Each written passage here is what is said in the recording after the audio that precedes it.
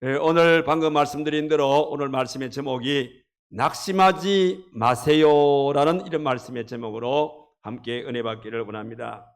사람이 인생을 살아가다 보면은 우리에게 여러 가지 적들을 만나게 되어집니다. 많은 적들 가운데서 가장 무서운 적이 뭐냐고 묻는다면 저는 낙심을 여러분들에게 들고 싶습니다. 사람의 마음속에 낙심이 생겨지게 되어지면 모든 것을 포기하도록 만들게 되어지고 삶의 의욕을 상실하도록 만들고, 이 낙심은 앞으로 가지 아니하고 뒤로 물러가도록 만드는 것이 낙심인 것입니다. 그래서 낙심은 결코 우리의 삶 속에 백해무익이라는 것을 잊지 마시기를 바랍니다. 아마 오늘 이 예배 참석하신 여러분들 가운데서 인생을 살아가시면서 한두 번 정도는 이런저런 일들로서 낙심을 해본 그런 경험들이 있을 것이라고 생각이 되어집니다. 여러분, 사람에게 낙심이 오게 되어지면 어떻습니까? 나도 모르게 그 낙심이란 그 수렁에 깊이 빠지게 되어지고, 참으로 한번 낙심하게 되어지면 그 낙심의 수렁에서 헤어나오기가 그렇게 쉽지를 않습니다. 이건 우리 믿음의 성도들에게도 마찬가지인 것입니다. 신앙생활을 하시다가 이런저런 일들로서 낙심에 빠지게 되어지면 반드시 우리의 신앙생활이 무기력하게 되어지게 되는 것이고, 결과적으로 우리는 하나님을 떠나게 되어지는, 때로는 그런 해서는 안 될 일들을 낙심 때문에 이루어지는 것을 우리가 많이 느끼게 되는 것입니다. 자, 그러면 이런 낙심이 우리의 생활 속에 찾아오게 되어질 때에 우리는 어떻게 할 것인가? 여러분, 너무 걱정하지 마시기를 바랍니다. 왜냐하면 낙심을 해결할 수 있는 그와 같은 기쁜 소식이 우리들에게 있기 때문인 것입니다. 그런데 이 기쁜 소식이란 것은 세상으로부터 오는 그런 기쁜 소식이 아닙니다. 이 기쁜 소식은 세상에서 얻을 수 있는 것도 아니고, 우리가 지식적으로 얻을 수 있는 것도 아니고, 또 사람의 능력으로 얻을 수 있는 것도 아니고, 우리의 힘으로도 얻을 수가 있는 것이 절대 아닙니다. 오직 이 기쁜 소식은 하나님으로부터 온다는 사실을 믿으시기를 바랍니다. 그 하나님을 믿는 믿음을 우리의 생활 속에 갖게 되어질 때에 어떤 낙심이라도 하나님께서는 믿음을 통해서 낙심의 문제를 해결해 하신다는 것을 믿으시기를 바랍니다.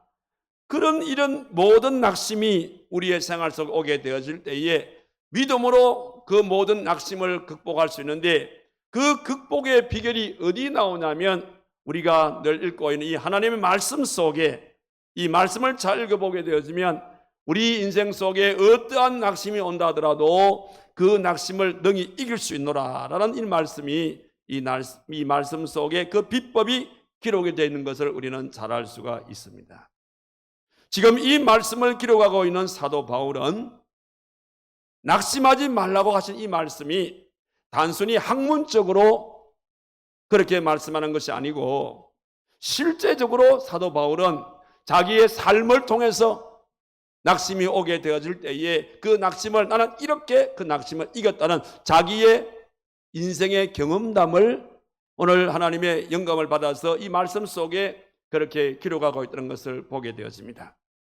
우리가 잘 알듯이 사도 바울은 다메섹 도상에서 예수님을 빛 가운데 만난 이후에 자기 남은 인생을 오직 복음만을 위해서 살게 되어질 때에 그런 숱한 많은 고난과 고초를 겪었습니다. 그도 사람이기 때문에 여러 가지 많은 어려움을 만나게 되어지면 그의 마음속에 낙심이 찾아왔습니다. 특별히 사도 바울은 그가 여러 가지 많은 고난을 받은 그런 이 얘기를 고린도서 11장 23절 이하의 말씀에 보게 되어지면 그 말씀을 잘 기록해 주고 있는 것입니다. 그 말씀에 보게 되어지면 바울은 나는 많은 감옥에 갇히게 됐었다. 나는 심지어 40이 하나를 감한매를 5번 맞기도 했고 3번 퇴장을 맞기도 했고, 나는 동족의 위험과 나는 파선의 위험과 강도의 위험과 굶주림의 위험과 질병의 위험 등등의 많은 그런 고난과 고초를 나는 경험을 했다는 거예요. 그러나 그런 많은 고난과 고통을 그런 겪으면서도 나는 결코 낙심하지 않았다는 겁니다. 왜냐하면 하나님 말씀이 내 삶 속에 있기 때문입니다. 나는 하나님 말씀을 통해서 어떤 고난과 고통이 온다 하더라도 나는 그 앞에서 결코 낙심하지 아니했노라고 그렇게 말씀하고 있습니다. 제가 이렇게 말씀을 드리면 여러분들이 생각할 때는 사도 바울은 그래도 우리와 다른 분이잖아요, 이런 생각을 할 수 있습니다만은, 여러분, 사도 바울이 우리와 다를 바가 전혀 없습니다. 여러분, 사도 바울의 심장이 뜨거운 것도 아닙니다. 사도 바울도 우리들처럼 이런저런 어려움들을 만나게 되어지면 낙심도 찾아왔을 것이고, 절망도 왔을 것이고, 또 이런저런 여러 가지의 어려움들이 오게 되어지면 좌절도 그의 삶 속에 분명히 왔을 것입니다. 그런데 사도 바울은 그런 여러 가지 일들을 만나면서도 그런 끝까지 강조하는 것이 뭐냐면, 나는 절대로 낙심하지 아니한다. 왜 낙심하지 아니하느냐? 오늘 사도 바울은 자기가 인생을 살면서 많은 숱한 고난과 고통을 겪으면서도 내가 낙심하지 아니한 것은 바로 이것 때문이다, 그렇게 말씀하시면서 오늘 이 본문의 말씀을 눈여겨보게 되어지면, 사도 바울이 내 인생 속에 이런 크고 작은 많은 이런 낙심할 수밖에 없는 그런 문제가 있었지만은 내가 낙심하지 아니하는 것은 내가 이렇게 살았기 때문이다, 그렇게 사도 바울은 말씀하시면서 낙심을 이길 수 있는 비법을 오늘 말씀을 눈여겨보면 세 가지로 말씀해 주고 계시는데, 오늘 이 말씀을 여러분들 잘 배우셔서 여러분의 인생 속에 크고 작은 낙심거리가 생겨지게 되어지면 그것 때문에 낙심하고 좌절하고 여러분들 뒤돌아서는 그런 어리석음을 범치 마시고, 그럴 때마다 오늘 주시는 이 말씀을 통해서 10번이고 100번이고 이 말씀을 계속적으로 읽게 되어지면 성령께서 여러분들의 마음속에 새로운 힘과 용기를 줄 믿습니다. 그렇게 되어지면 여러분들 어떤 낙심이라도 여러분들을 넘어뜨릴 수 없다는 사실을 믿으시기를 바랍니다. 자, 그러면 사도 바울이 자기의 인생 속에 이런저런 낙심이 찾아왔을 때에 그런 그 낙심을 어떻게 이겨내라고 말씀하고 계시죠? 여러분들 오늘 읽은 말씀 16절의 말씀에 첫 번째 비결이 소개되고 있습니다. 자, 이 말씀을 보니까 이렇게 기록합니다. 그러므로 우리가 낙심하지 아니하노니 우리의 겉사람은 낡아지나 우리의 속사람은 날로 새로워진다라고 그렇게 말씀을 하고 있습니다. 지금 사도 바울은 사람을 겉사람과 속사람으로 이렇게 나누어서 서로 대조하면서 이 사실을 설명해 주는 것을 보게 되어집니다. 사도 바울이 본문을 통해서 말씀하고 있는 겉사람은 누구를 보고 뭘 보고 말씀하셨냐면, 겉사람이라는 것은 눈으로 보이는 우리의 육체라든지 혹은 인간적인 이런 제한성을 의미하는 겁니다. 다시 말씀을 드리면 돈이라든지 권력이라든지 지식이라든지 명예와 같은 이런 제한되어져 있는 이런 것을 일컬어서 겉사람이라 이렇게 말씀을 합니다. 그런데 중요한 것은 이런 모든 겉사람은 세월이 흘러감에 따라서 낡아지게 되어지고 약화되게 되어지고 끝내는 그 모든 것들은 소멸될 수밖에 없다는 사실인 겁니다. 그런데 우리에게는 이런 것들 때문에 결과적으로 낙심이 오게 되어진다는 것이죠. 그러나 속사람, 다시 말씀드리면 우리의 영적 자아는 아무리 세월이 흘러가고 육체가 병들게 되어지고 늙게 되어지고 시들게 된다 하더라도 절대적으로 우리의 영적 자아는 소멸되지는 아니한다는 겁니다. 그러니까 우리의 겉사람은 구패하지만은 우리의 속사람은 그런 가운데서도 날로 새로워질 수 있다는 사실인 겁니다. 그러므로 우리는 겉사람 중심으로 살지 말고 속사람 중심으로 살아라, 이런 말입니다.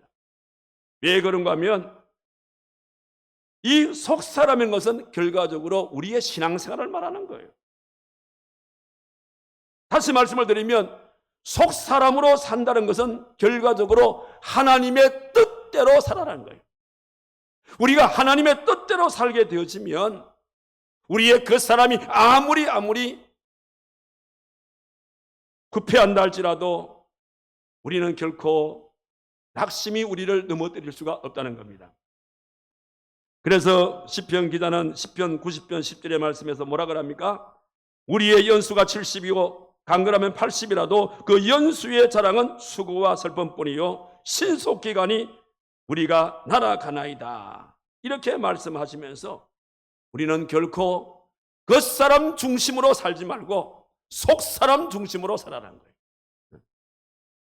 어떤 일을 만난다 할지라도 겉사람을 바라보게 되어지면 낙심이 오지만은 속사람을 바라보게 되어지면 우리의 중심에는 하나님이 계시기 때문에 하나님께서 어떤 어려움들이라도 능히 이길 수 있는 강력한 힘을 우리들에게 허락해 주시기 때문에 우리는 절대적으로 낙심하지 아니할 수가 있다는 사실입니다.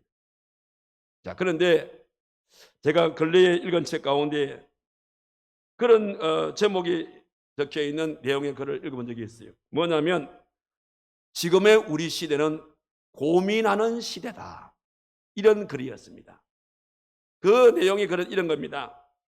오늘날 각 계층마다 나름대로의 다 고민들을 가지고 살아간다는 거예요. 이를테면 10대들의 고민은 공부하고 또 진로, 어느 학교에 들어갈까 하는 이런 고민 속에 10대 아이들은 살게 되어지고, 20대는 마음에 맞는 이성을 찾는 그 일 때문에 고민하게 되어지고, 30대는 결혼을 해가지고 전세방에 살 것인가 월세방에 살 것인가 이런 것 때문에 고민하게 되어지고, 40대는 직장 문제, 창업을 할 것인가 아니면 월급쟁이 할 것인가 이런 것 때문에 고민하게 되어지고, 50대는 직장에서 밀려나면 뭐 할까 이런 고민에 하게 되어지고, 60대 이후는 뒷방으로 밀려나서 할 일이 없게 되어지면 어떻게 될까 하는 이런 고민 속에 살아가는 것이 우리의 인생이다, 그렇게 말씀합니다.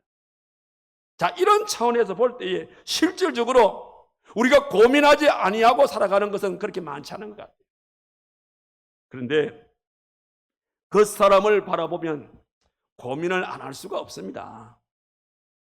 여러분, 청춘이란 것이 청춘이 늘 우리의 생활 속에 있습니까? 세월이 흘러가게 되어지면 이 청춘도 다 이제 늙어가게 되는 겁니다. 뭐 멀리 볼 거 없어요. 여러분 자신을 돌아보시기 바랍니다. 저도 제 자신을 돌아보니까요, 제가 이 김해 땅에 들어온 지가 1983년도 12월 26일이었어요. 대연중앙교회에서 크리스마스 행사를 다 끝내주고 그 다음날 보따리 싸가지고 이곳에 들어왔습니다. 그때 제 나이가 28, 29세 정도밖에 안 됐어요. 그때였어요. 여러분, 저도 28, 29살 때 저도 얼굴이 탱탱했습니다. 뭐 지금처럼 이렇게 염색 3% 머리 안 감아도 머리가 새까맸다 이 말입니다. 예. 얼굴이 쭈글쭈글하지 않았어요. 아주 힘도 셌습니다. 그런데 세월 앞에는 장사가 없더라고요. 세월이 흘러가니까 별 수 없어. 얼굴에 주름살이 늘어나게 되어지고, 머리도 이제 염색 3%안 감으면 이제 머리도 희끗희끗하게 되어지고, 참 겉으로 볼 때에는 과거에 38년 전의 내 모습과 지금의 내 모습은 완전히 그냥 딴판인 것을 제가 많이 느끼게 되어집니다. 그러면서 자연스럽게 내 입에서 툭 튀어나오는 말이 뭐냐면, 나도 늙었구나, 별 수 없네, 나도 늙었구나, 이런 생각이 종종 들 때가 있습니다. 이렇게 그 사람을 바라보게 되어지면 사실은 내 삶 속에는 희망이 없는 것 같아요.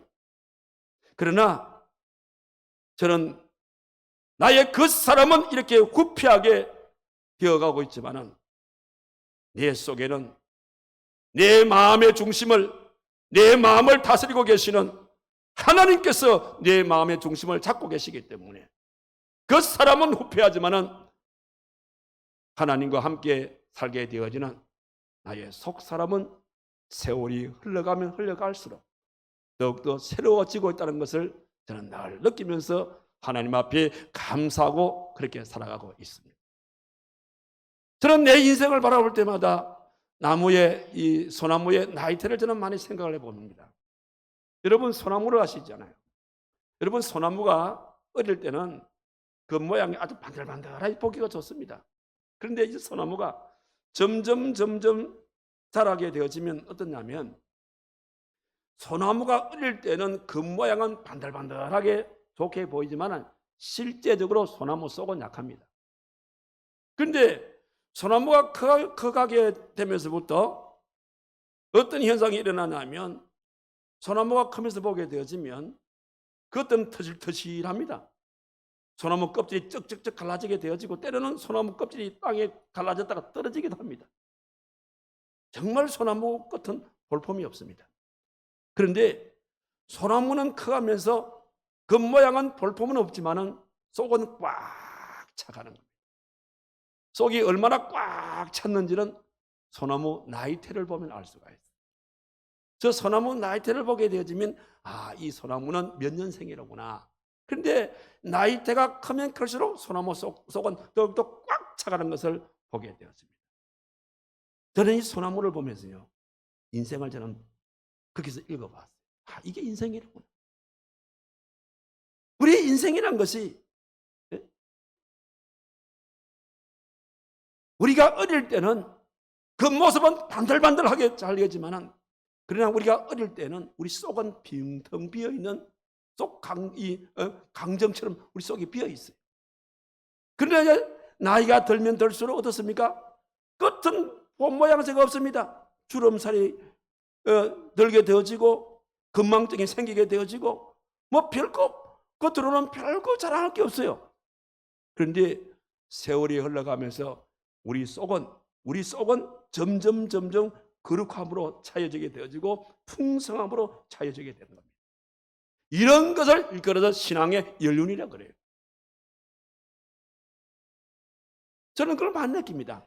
성경을 읽을 때도 제가 젊을 때의 성경을 꼭 같은 성경 구절인데 젊었을 때의 그 말씀을 읽을 때는 별 의미 없이 말씀을 읽었는데 요즘 그 말씀을 읽어보게 되어지면 그 말씀의 넓이와 높이와 깊이와 이걸 알 수가 있어요. 맞아. 이 말씀이로구나.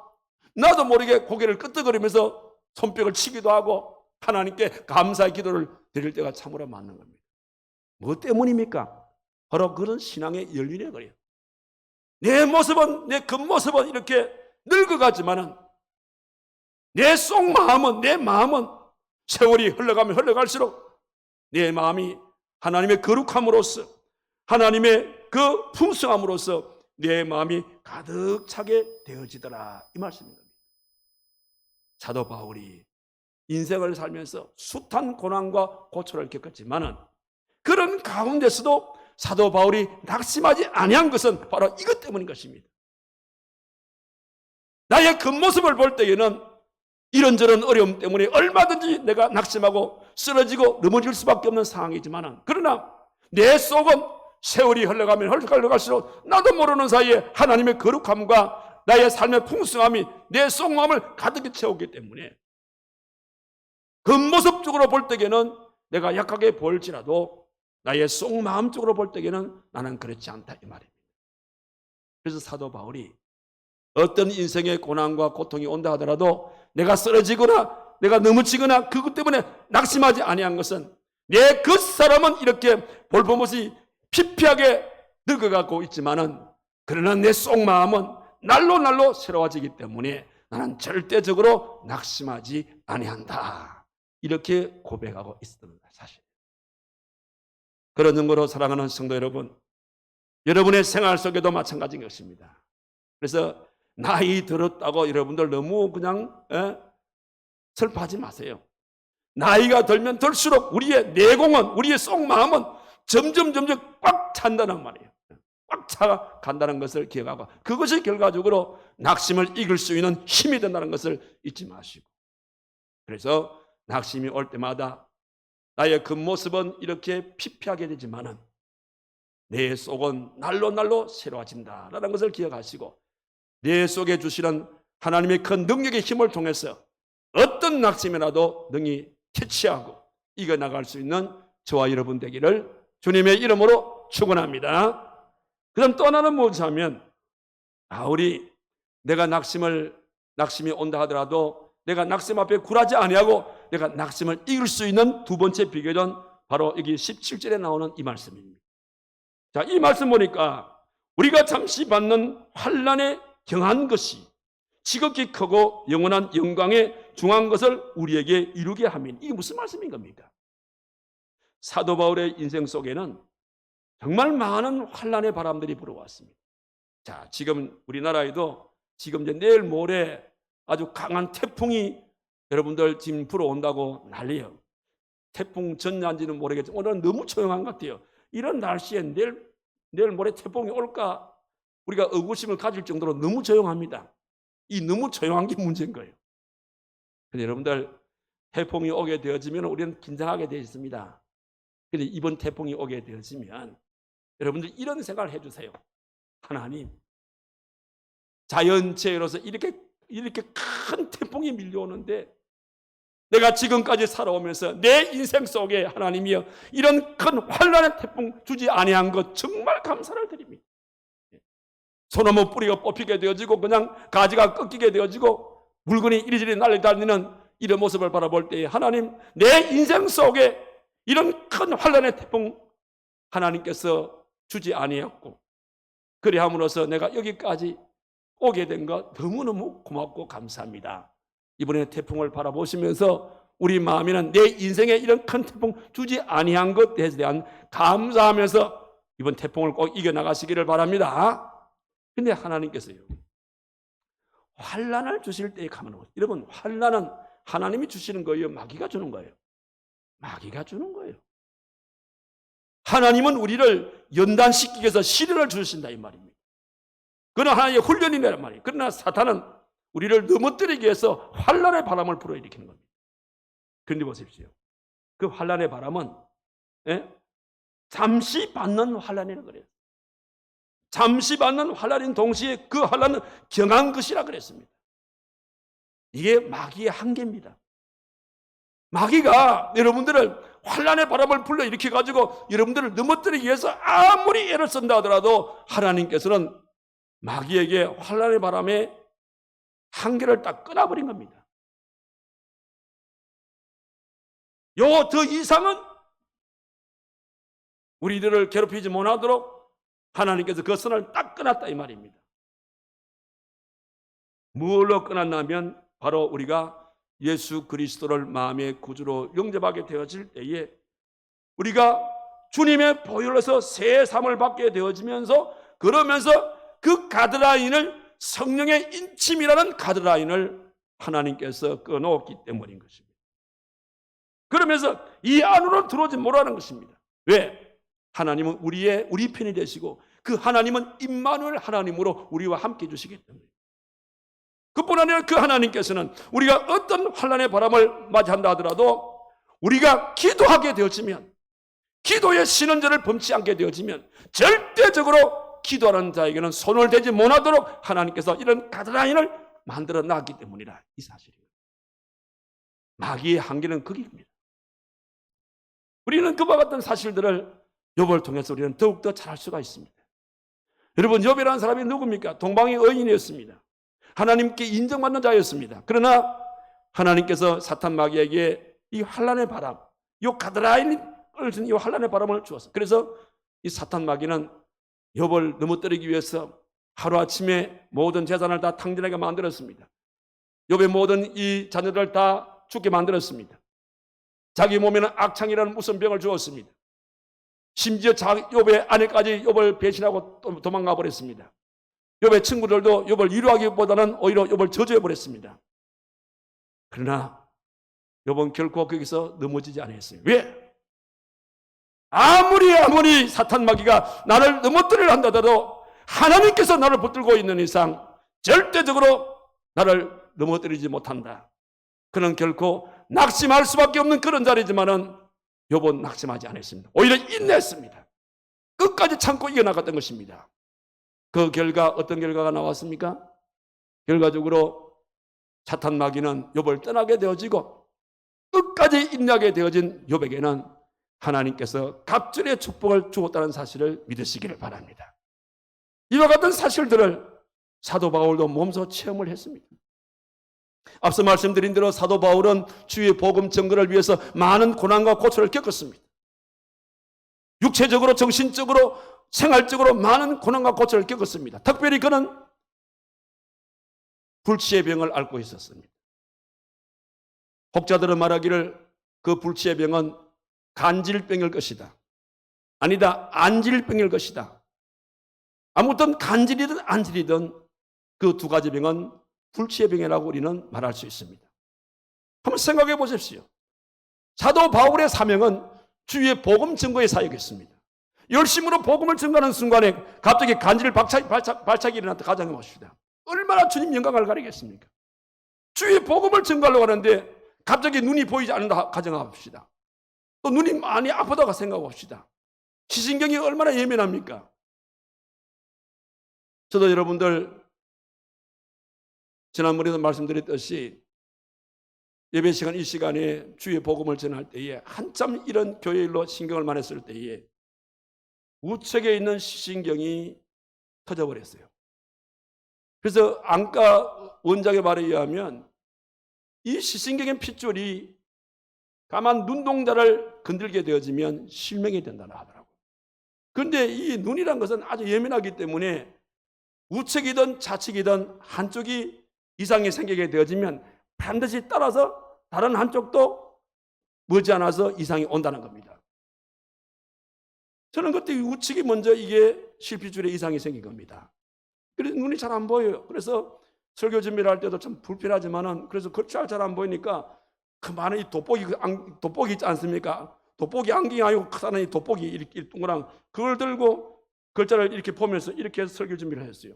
왜? 한쪽이 안 보이니까요. 그런 가운데 설교 준비를 하고 그런데 어느 날 설교 중에 갑자기 여러분들이 안 보이는 거예요.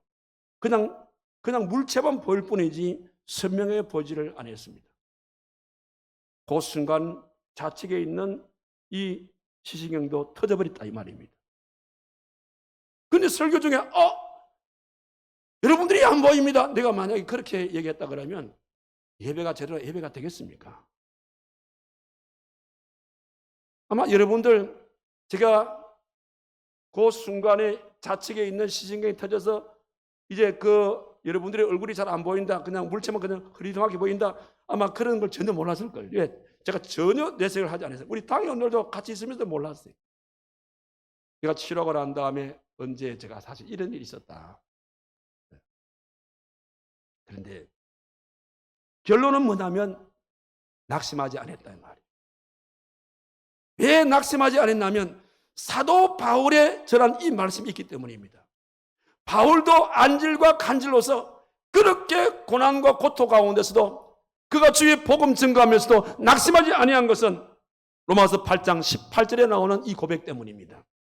그 말씀 보니까 뭐라 그럽니까? 현재의 고난은 장차 우리에게 나타날 영광과 좋게 비교할 수 없느니라. 아멘입니까?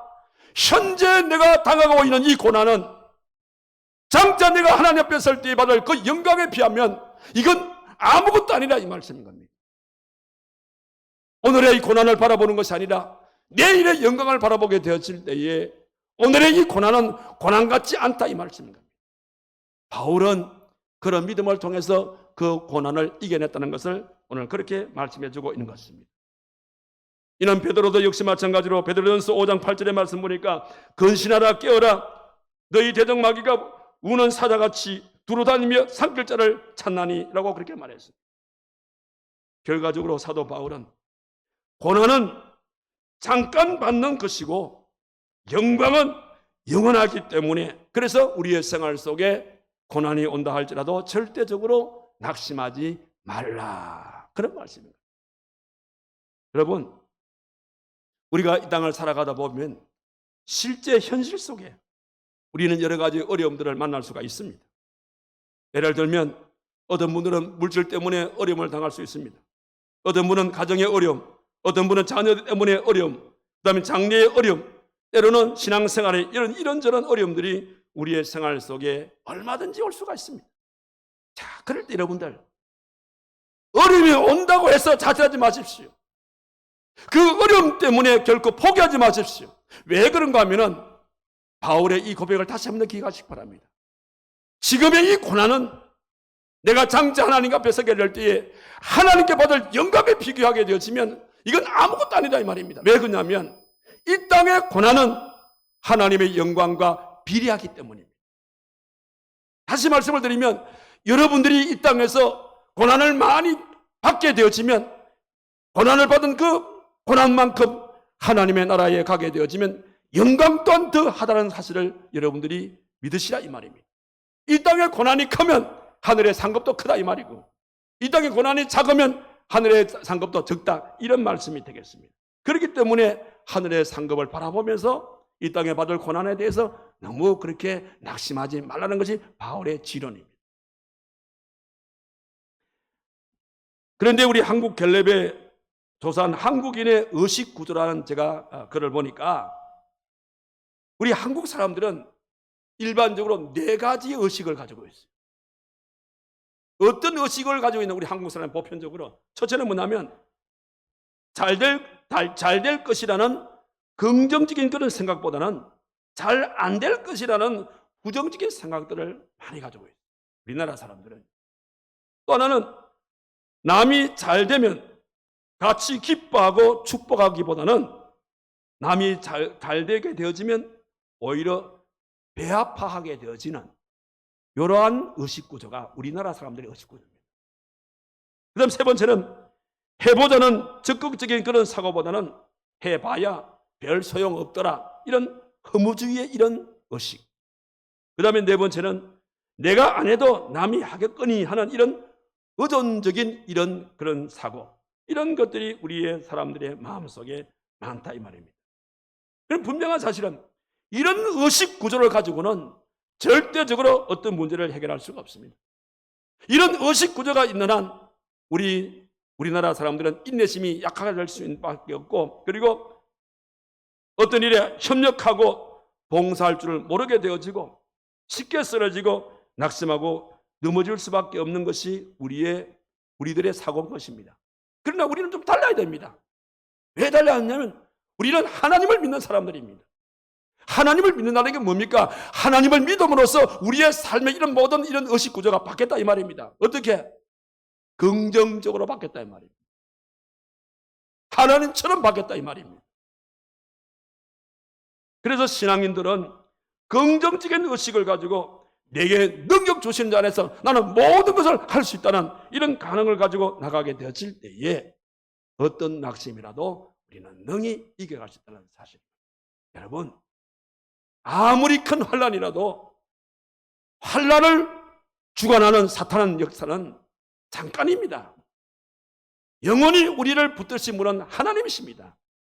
지금의 환난은 오히려 나의 영원한 세계에서 더 큰 상급을 내게 줄 뿐이라는 그런 기대감을 가지시고, 어떤 환난이 온다 하더라도 그것 때문에 좌절하고 낙심하고 절망하고 포기하지 마시고, 이게 있음으로써 나는 하늘의 상급이 더 크겠구나, 그런 강한 자긍심을 가지고 낙심하지 말고 오히려 하나님을 의지할 수 있는 믿음으로써 낙심을 이겨나가는 저와 여러분 되기를 주님의 이름으로 축원합니다. 마지막 하나는, 사도 바울은 내가 낙심하지 않을 수 있었던 이유 중에 또 하나는 뭐냐면, 여기 18절의 말씀 보니까 우리가 주목하는 것은 보이는 것이 아니고 보이지 않는 것이니 보이는 것은 잠깐이고 보이지 않는 것은 영원이다, 이 진리입니다. 세 번째 우리가 낙심하지 아니한 것은 뭐냐면 보이지 않는 영원한 것을 우리가 기대하고 살아가라. 여러분, 오늘 사도 바울은 여기도 역시 보이는 것과 보이지 않는 것을 서로 대조하면서 말을 합니다. 일반적으로 보이는 것은 뭡니까? 보이는 것이란 것은 현실적이고 물질적인 것을 말하는 겁니다. 그러나 보이지 않는 것은 뭘 말합니까? 영적이고 미래적인 것을 말씀하는 겁니다. 그래서 보이는 것과 보이지 않는 것을 비교해 볼 때에 보이지 않는 것은 보이는 것보다 훨씬 더 가치가 있는 것이고 훨씬 더 이것은 영원한 것이라는 것을 우리는 잘 알 수가 있습니다. 실질적으로 여러분들 우리가 생활 가운데서도 보이는 것과 보이지 않는 것을 비교해 보십시오. 어느 것이 더 가치 있습니까? 자, 당장 여러분들 내 소리가 여러분들에게 보입니까? 공기가 여러분 눈에 보입니까? 안 보이죠. 천국이 보입니까? 하나님이 보입니까? 그러면 안 보인다고 무가치한 겁니까? 아닌 거예요. 어떤 면에서 보이지 않는 것이 더 귀한 것입니다. 그래서 실제 보이는 거 봅시다. 여러분들 우리가 보이는 것은 우리 눈에 보이는 것이 당장 아름답습니다. 좋습니다. 박수를 받습니다. 그러나 보이는 것은 금방 실증이 납니다. 여러분 유행을 보십시오. 우리가 어떤 것이 새롭게 나왔습니다. 휴대폰이 신제품이 나왔다. 아름답습니다. 어떤 우리 남자분이 옷에 어떤 의상에 대해서 어떤 이런 유행이 나왔다. 그 유행을 타면서 옷을 입었을 때에 얼마나 맵시가 납니까? 그러나 그게 얼마나 갑니까? 얼마 못 가는 거예요. 여러분 보이는 것은 금방 실증납니다. 그러나 보이지 않는 것은 바로 영원한 것이라고 오늘 성경은 우리에게 말씀해 주고 있습니다. 자, 이런 얘기를 하겠습니다. 어느 날 하루살이와 나비가 만났습니다. 우리 서로 친구하자. 그래가지고 하루살이와 나비가 하루 종일 즐겁게 막 그냥 기쁘게 그렇게 재밌게 놀았어요. 자, 밤이 이제 해가 서사르노 기울고 이제 날이 어두워지기 시작합니다. 그때 나비가 말합니다. 하루살이야, 하루살이야, 내일 만나자 이랬어요. 하루살이가 눈이 동그래가지고 나비야, 나비야, 내일이 뭐니? 내일이 뭐니? 물었어요. 아, 내일이란 말이야 하고 막 또 나비가 막 설명합니다. 근데 하루살이는 내일을 몰라요. 왜 내일을 모를까요? 하루살이니까. 아니나 다를까 그 다음날 하루살이는 나타나지 아니했어요. 어떻게 되었을까요? 하루살이는 죽었어요. 왜? 자기 이름이 하루살이라 하루밖에 못 사는 벌레야.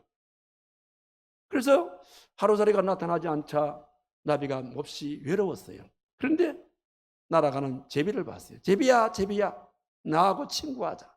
그래가지고 제비하고 나비가 친구가 되어서 그냥 막 이렇게 재미있게 그렇게 시간을 보냈어요.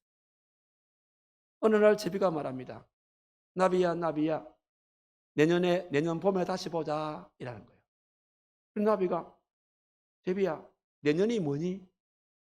내년이 뭐니? 물었어요. 내년이란 말이야 하고 또 막 제비가 설명합니다. 그런데 나비는 내년을 몰라요. 왜 모를까요? 나비의 수명은 1년밖에 못 살아요. 그러니까 내년이란 나비에게는 없는 거예요. 여러분, 우리가 돌아보게 되어지면 우리 주변에 있는 많은 인생들이 하루살이 인생으로 살아가는 사람이 많아요. 의외로 나비 같은 인생을 사는 사람이 참 많습니다. 그래서 많은 사람들은 옛날 우리의 그 민요 가운데서 노세 젊어서 노세 늙어지면 못 노나니 이게 뭡니까? 하루살이 인생인 거예요. 나비 인생인 겁니다. 우리 주변에 그런 인생 사람들이 많다니까요. 그런데 오늘 하나님께서 우리에게 말씀하신 것은 하루살이 인생이 아니고 나비 인생이 아니라 우리에게는 뭡니까? 영원한 세계가 있다는 겁니다. 영원한 세계가 있는 것이고 영생이 있는 것이고 내세의 천국이 있다는 것을 우리에게 분명히 복음을 통해서 우리에게 말씀해 주셨습니다. 여러분들 이번 주 토요일은 우리나라 고유명절인 추석입니다. 아마 여러분들 고향 친구도 만날 것이고 또 우리 가족들 가운데서 예수 믿지 않는 우리의 가족들을 만날 것입니다. 여러분 그분들을 만나서 여러분들이 이번 추석 때 여러분들이 할 일이 뭡니까? 내세와 영혼을 그들에게 알려주는 겁니다. 우리의 인생이란 것이 하루살이 인생으로 살아서는 안 된다. 우리의 인생이란 것이 나비의 인생으로 살면 안 된다. 왜냐하면 우리의 인생이란 것은 영원한 세계가 있는 것이고 우리의 인생 속에는 영생이라는 것이 있기 때문이다. 그래서 내세와 영생을 알려주는 그것이 우리들에게 이번 추석을 통해서 주어진 우리의 과제입니다. 그분들을 만나게 되어지거든 우리에게는 내세가 있는 것이고 우리에게는 영혼이 있다는 것을 반드시 그분들에게 말씀해 주시기를 바랍니다. 그래서 그분들이 이번 기회를 통해서 내세가 무엇이고 영생이 무엇인가를 알게 되어지면 현실 속에 나타나는 이런저런 여러 가지 어려움들이 오게 될 때에 내세에 소망을 두고 살아가는 사람, 영원한 세계에 소망을 두고 살아가는 사람은 절대적으로 현실을 바라보면서 좌절하거나 낙심하지 아니한다는 사실인 겁니다. 사도 바울이 이 진리를 깨달은 겁니다. 그래서 사도 바울은 힘주어 말합니다. 낙심하지 말라. 그 사람은 후피하지만 피폐하지만 우리의 속사람이 새롭게 되었기 때문이다. 어떤 환난이 온다 하더라도 환난이라는 건 잠시뿐이다. 영원한 세계는 하나님이 잡고 계신 것이다. 그런 연구로 우리가 눈앞에 보이는 것이 아니라 눈에 보이지 않는 영원한 세계, 그 영원한 세계 내세를 바라보면서 살게 되어지면 절대적으로 우리의 생활 속에는 낙심이라는 것은 있을 수가 없다고 그렇게 말합니다. 하늘을 바라보는 소망은 마치 무엇과 같은가 하면요, 태양과 같은 겁니다. 여러분, 소망이란 것은 태양과 같은 거예요. 그래서 태양과 같은 소망을 바라보고 살게 되어지면 우리 인생은 태양에 비춰지는 인생의 하나의 그림자와 같은 겁니다. 우리가 겪고 있는 걱정과 염려와 근심과 걱정, 이런 모든 것은 인생의 그림자와 같은 겁니다. 그림자는 내 앞에 올 수가 없는 겁니다. 태양 앞에 그림자는 설 수가 없는 겁니다. 소망 앞에 이런 고통과 아픔이란 것은 결코 설 수가 없는 겁니다. 그런 점으로 태양 같은 소망을 하늘에 두고 살게 되어지면 우리가 그림자 같은 크고 작은 인생의 이런 고통과 아픔들은 자연스럽게 우리의 뒤쪽으로 설 수밖에 없는 것이고, 그래야 하게 되어질 때에 결코 낙심은 우리를 넘어뜨릴 수가 없다는 사실인 겁니다.